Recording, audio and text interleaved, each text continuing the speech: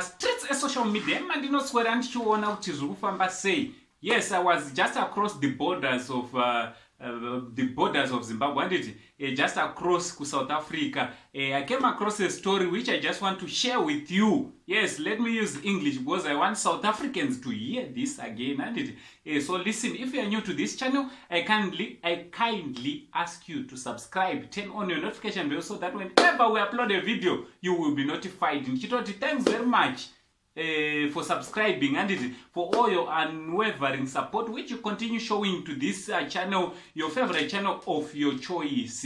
And chitoti maswera sei kwese kwamuri vazukuru vasekuru seinti pa South Africa po ku SABC. Last time I think I talked about Zodwa Wabantu when she commented about Peter Ndoro. Yes, Peter Ndoro is a Zimbabwean who is working for South Africa. Yes, he's working for South African Broadcasting Corporation.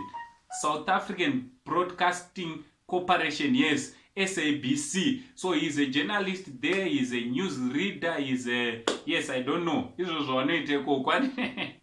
So last time, South Africans were complaining, why... Because this pandemic, a lot of people, they've lost their jobs, and it is said that last month or February, SABC, it retrenched up to 600 of their staff. Yes, 600 so zvadaro, our own Peter Ndoro, he was left, and it now batwa nechigumuro chachona this retrenchment. So this didn't go well. You know, South Africans, some of my South Africans, not all of them, some they regard everyone, foreigners as brothers, but there are some who regard my foreigners as brothers.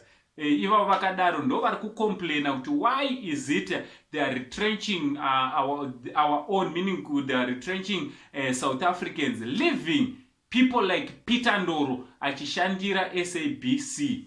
And we still have some people vasinga regard others as brothers, and we still have people vasinga respect vakona banye vanga hlonipe aina ndizwe chizulu nechindwere daidatora machana but varipo vasinga respect vamwe. Amenoti munozvionawo sevazukuru nenyaya Peter Ndoro ari kuramba akangonzi nama naye nevakomana vajaira zvezxenophobic. Ngataura nekumakomments kuti munofungei. From Uncle Sam, the only Zimbabwean uncle. Paris Unotobatachi, much love.